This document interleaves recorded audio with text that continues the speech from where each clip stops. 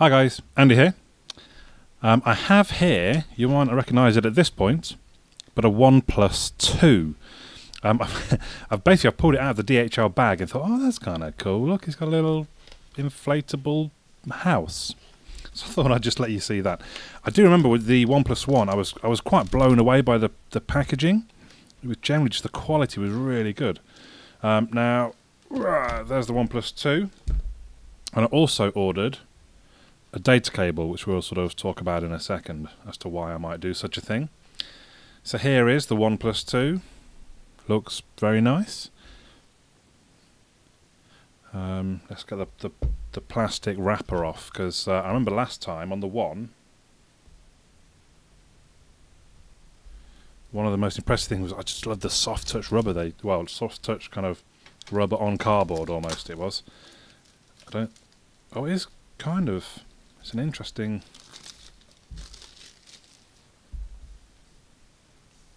I don't know what you'd call that. I mean, maybe it is slightly almost rubberized.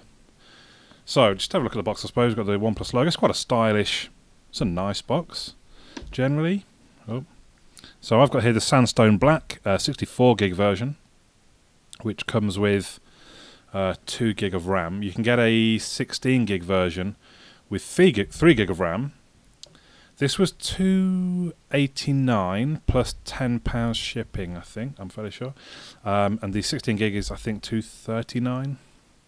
So we'll put the device aside for a second. I guess that's going to be kind of warranty and quick start guide. We're not to user guide. So that's it. Not too bothered by either of those. Again, that's sort of a, I don't know, it's like it is a sort of still a rubbery feeling. I don't know if I can, I'm going to do it later. In the actual box, we've got a UK plug. It's a good start. Say how many volts, I can't remember if this quick charge, so it says 2 amps. 5 volts at 2 amps, so I think that's 10 watts, but someone correct me, I'm not good with electricity and such. And then, this is the reason for me ordering a spare. It's no longer, I mean, most of my unboxings you kind of go, and of course the micro USB, but it's not micro USB. Don't know how well the camera will focus if I bring it in for a closer look, but it's the new USB-C. I think this is the first phone technically to use USB-C. That's quite nice. The new Nexus devices will use it, but obviously this was out before them. The cable is nice, kind of rubbery. They put their time into doing quality bits and pieces, accessories. So yeah, I thought, you know what? They're only, I think it was £4. If I'm getting something shipped from China already, let's have a nice high quality. I've got a couple already, but let's have another nice high quality USB-C cable. Now the OnePlus Two, never settle. I wasn't particularly eager to get hold of it. It was only eventually my brother said, oh, I've got someone that's got an invite if you want one. I thought, oh, go on then, let's take a look. Which is quite odd. I don't know if you guys will have seen it, but I basically said the OnePlus One was the best phone of last year. A little bit controversial. I was basing it on kind of cost as well. I think I paid $230 for that, the OnePlus One. And actually the specs fit and the performance of it was pretty damn amazing. So I don't really know quite why I wasn't so blown away by this, and I can't help but think actually it's to do with their marketing, and they have made some pretty stupid marketing errors over the year or two that they've been a company, OnePlus, including the one where they're asking people to, was it write on their body or photograph parts of their body or something, and they would send them a phone. There was another one where they're asking people to blend their current phone, and they were, well, I don't even think they were saying they would send them a new one, they were just saying blend them. And then with this, with the one, you kind of think maybe they've learned their lessons, but with the OnePlus Two, they've touted it as a 2016 flagship killer. So let's just get our heads around that for 1 second, what that means. We're not talking about it's better than the Note 5. We're not talking about it's better than the Nexus 6P, the LG G4. They're saying this is better than whatever they're going to produce next year. Really? I mean, to me, that's not even arrogance. Isn't that just stupidity? And I think partly that's put me off. It really made me think, oh, what a stupid thing to claim. Anyway, I'm going to try and put that all aside and give a a good fair assessment of the device. Because like I say, the last year's one, the OnePlus One, I loved. It was an amazing device. The back feels very similar to last year's. I haven't still got last year's to compare, unfortunately. It's kind of, it's kind of the sandpapery. Probably can't hear that on my directional mic. But I believe, yeah, we can see here. Let's give it a quick. Maybe. You can order replacement backs for, I think, maybe $20. Doesn't feel comfortable coming off. And in fact, the back there looks, you wouldn't even necessarily think too much if that was how it looked, apart from the big sticker. So it looks like, have we got dual SIM card? That certainly looks like a dual SIM card slot, which seems to be more of a kind of Chinese thing. I don't think many US phones are that bothered by it, but a lot of Chinese phones go for dual SIM card. But no micro SD card slot. I think some people would argue they'd rather just one SIM, and I think I would prefer that, definitely. Anyway, let's pop the back on. So the camera, while we're looking at it there, is a 13 megapixel camera. I think it's got laser focusing. I know last year's did. I'd be surprised if they're taking it out of this one. Touch focus, geotagging, I'm trying to see. Yeah, laser autofocus, dual LED flash, as you can kind of see the two up there, and that's obviously with the laser autofocus. I'm just trying to double check as well. I think it's got optical image stabilization. Yep, it does. So on the front, we've got a fingerprint sensor that doesn't actually click in any way. It's slightly recessed. I don't know if you can see that, but that's the fingerprint reader. Front-facing camera, of course, is 5 megapixel. On the one side, oh, what is that? Is that these? Oh, it's like for a silence, or on this side we've got power and volume rockers. On the top is the headphone jack, and at the bottom the speaker. Is it? Sorry. Yeah, I think just a single speaker. So just to come back to this, let's have it booting up while I'm talking more about that ridiculous claim. So they're saying it's next year's flagship killer. It's not got NFC, and it's not got wireless charging. Now, to me, those are two... Actually, NFC is not even that new, but they're sort of relatively new innovations in mobile phone tech. And they've not bothered including it, but they're claiming it's going to beat all of next year's devices. To an extent, do I use NFC much? Not at the moment, but I mean, we're all hoping for some kind of Android Pay to come to the UK. And then let me just log in. So we're all hoping for Android Pay to come to the UK, and then actually I'd be really annoyed if it finally did. If they said next week, well, maybe that's a bit optimistic. In 2 months' time, if they said, "Oh, here we go, here's Android Pay for the UK," and this was my main device for the next year or two, I'd be pissed. I'd be like, well, because personally, I really want to be able to use Android Pay, but they've not included NFC. So unless they know something that we don't, and they think Android Pay, well, I mean, it is in the US though, so surely that's gonna. I don't know. Maybe they're not so bothered about US sales. They just want to sell in China. I'm not entirely sure. Wireless charging, I'm not too concerned by the lack of wireless charging. We'll see how quickly it charges. I'll do some testing to see how quickly it charges through the USB-C. But I can probably live without wireless charging. I use it at the moment, but not necessarily through necessity. It's quite nice just to be able to drop my phone onto the dock on my bedside table, and that's it. I'm not going to fiddle around on the floor for cables and such. I think what we'll do at this point, I'll just kind of get myself logged in a setup, and then we'll come back to have a sort of a quick play and look at how things are.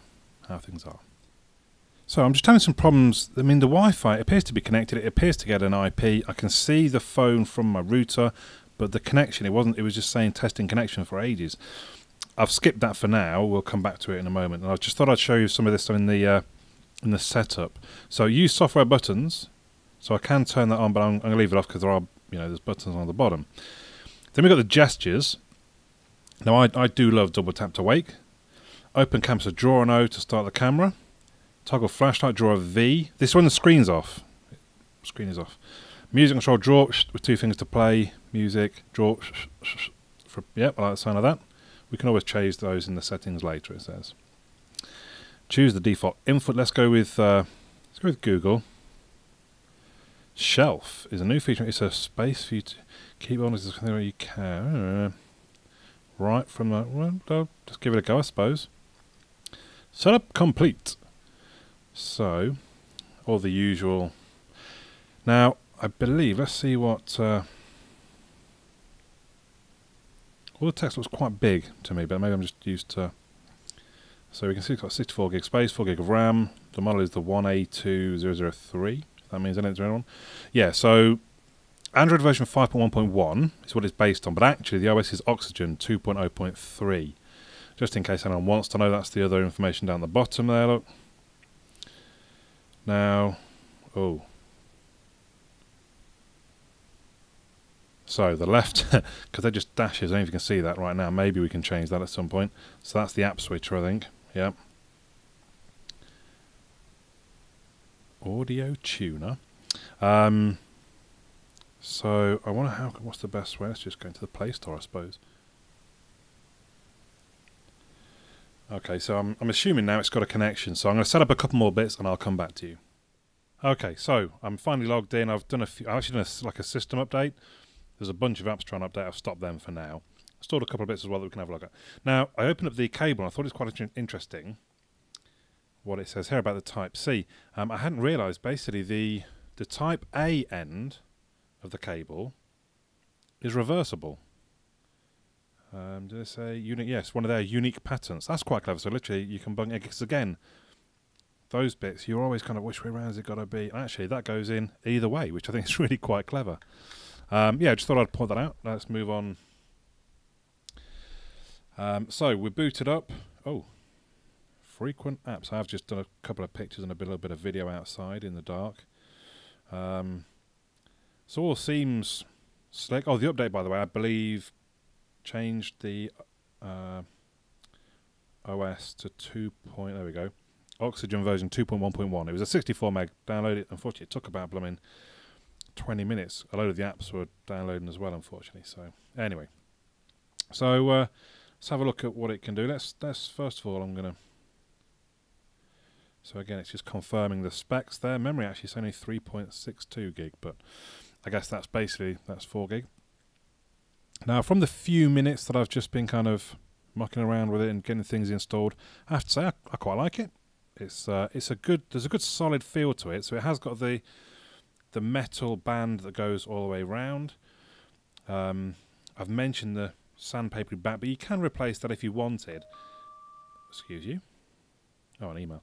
But actually, it does feel pretty good in the hand. It feels premium. The buttons have good sort of feel to them as well. Good, solid, firm. They're not, I remember someone with one phone saying they could hear their volume thing rattle, the volume rocker actually rattle, but I mean, there is a little bit of movement, but really not much. So all around it does feel like a well-made, a premium device. And I think perhaps, what we've run through, I've realised at least over the last 12 months or so, there are a lot of cheap Chinese devices. Xiaomi I've reviewed a few times. There we go. So 4,000, that's pretty good. It's not quite up there with the Note 5, which I've scored 5,000 plus. And obviously, I'll be getting the Nexus 6P in the next few days. We'll see what that scores, and obviously I'll do a head-to-head.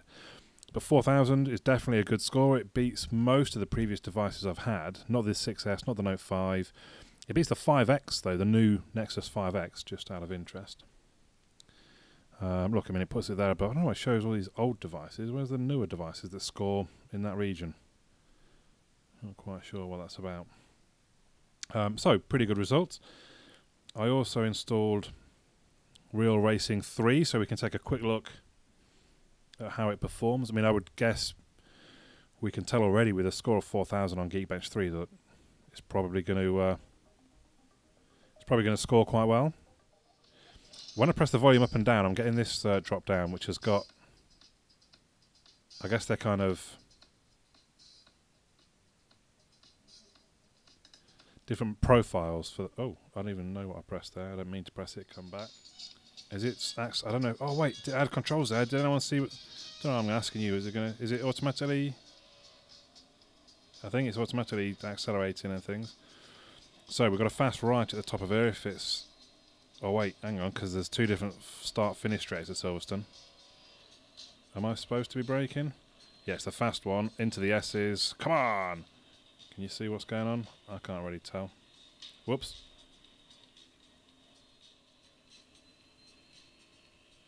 Anyway.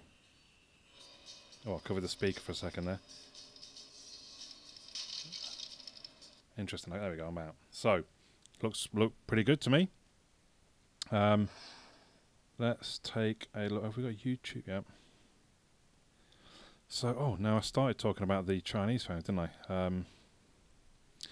But yeah, so with the Chinese phones, you're not necessarily... I mean, generally they feel okay. They feel pretty good. Generally they perform. What the hell? 50 Shades of Fail. Generally they... could do the music video, ideally. Just flaming boobs everywhere at the minute. A clip of Spectre.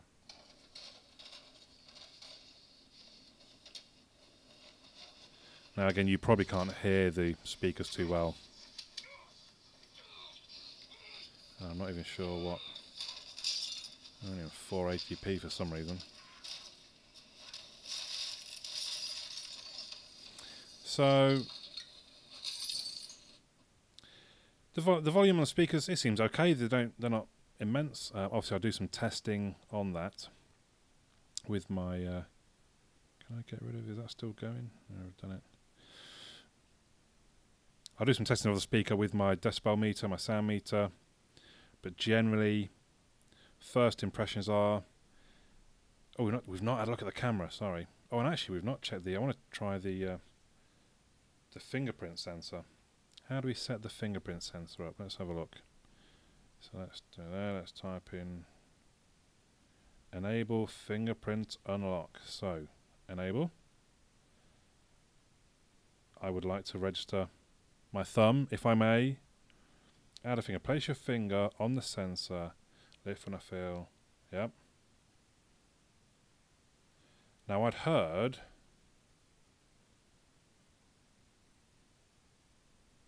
that it wasn't perhaps too good.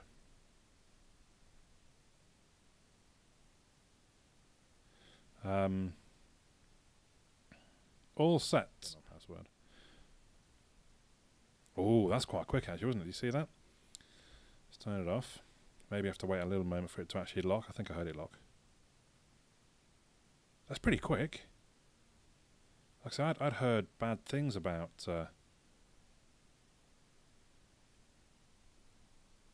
just so seeing how smooth it was moving through. About the fingerprint detector, but that. Okay, didn't work the first one, but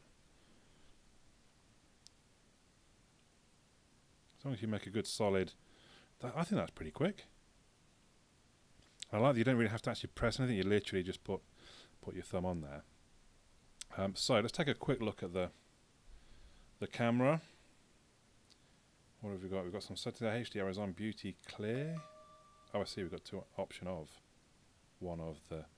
If I slide in from, I think it was from the side. No. How did I find it? There we go. Slide in from the bottom. Video, photo. Oh, what are we on? Oh my God, what's going on? No. Give me, right, photo. I was on a panorama there. So I think there's an option for a slow-mo. Let's just check once more. Slow-mo, time-lapse, video, manual, panorama. Okay, yeah, we just want a regular photo. Thank you very much. We're on HDR mode, so it does do that. Let's turn the processing off and see speed of things. So that seems pretty quick. That was without HDR. I was with, I mean, you wouldn't expect to see much in these conditions. That was my photo. I took a photo outside with the flash on. Now that was supposed to be an HDR version of that. And there's a bit of video in the. Oh, yep. A bit of video in the darkness, basically. To be fair, the Note 5, you could actually see some stuff I did, to start my comparison. But it seems pretty quick. Obviously, I'll have to do a bit more testing to see the actual quality of the camera. But all in all, I would say it's a positive start. I'm trying not to be swayed by their ridiculous 2016 flagship killer claims. But Yeah, it's a good start. It's a good device, that I can tell thus far. Now, I do have the Nexus 6B coming in over the next day or two, so I'm probably not going to get this review done for a couple of weeks, I'd imagine, because I'm going to give priority to the 6P. But I will get some good comparisons. You know, this claims to be a killer of next year's flagships. Can it kill off this year's flagships? We will find out. If you have any questions, drop them in the comments down below. I'll do my best to answer them in the review, if I remember. But there we go. It's the OnePlus 2. The 2016 flagship killer. My name's Andy. I'll catch you all again soon.